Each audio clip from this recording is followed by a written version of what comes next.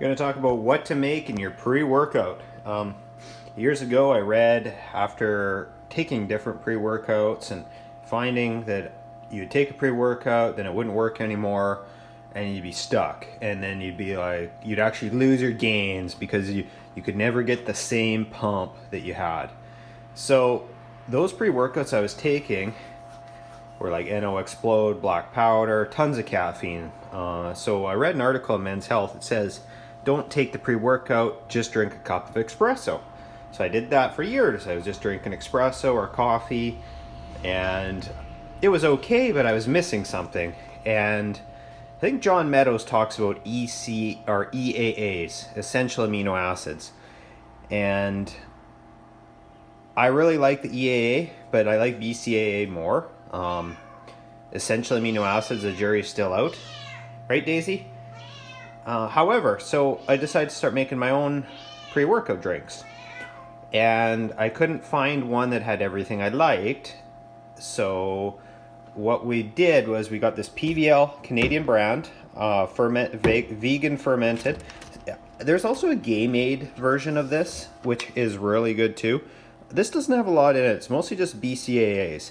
The Game-Aid has quite a bit more. And I've tried all of them, but I'm kind of keeping it simple here. So the BCAA is building block to protein.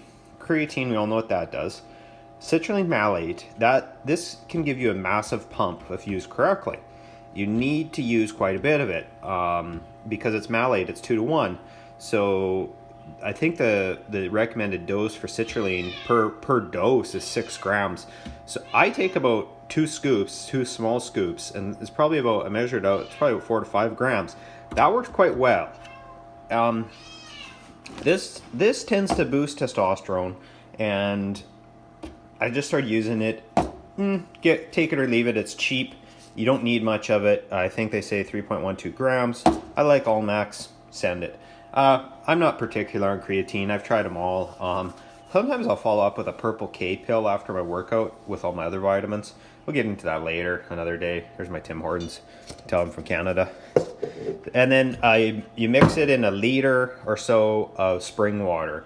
Make sure you're using spring water first thing in the morning or distilled water. You want to use a high quality water source with no contaminants like fluoride or stuff like that.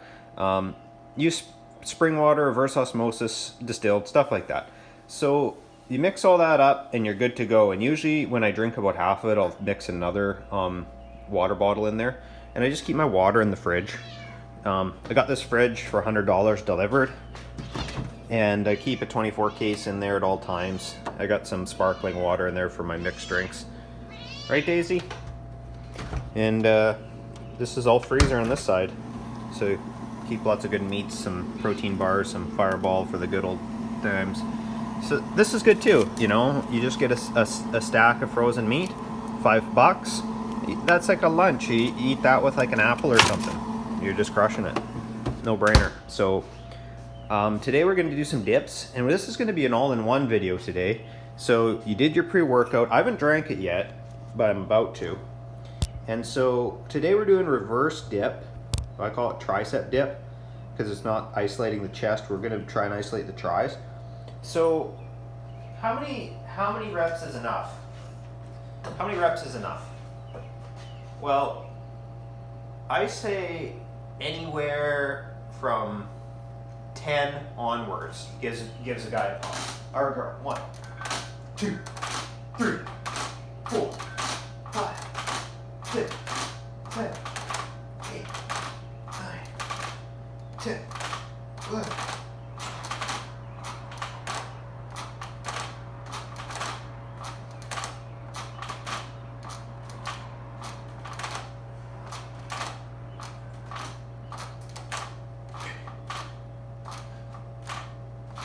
There's like 24 and a half. So I don't have a weight belt yet, but I want to get one. But the nice thing is, when I do get a weight belt, put a little bit of weight on, then I'll get some serious gains because I already have a good baseline. You want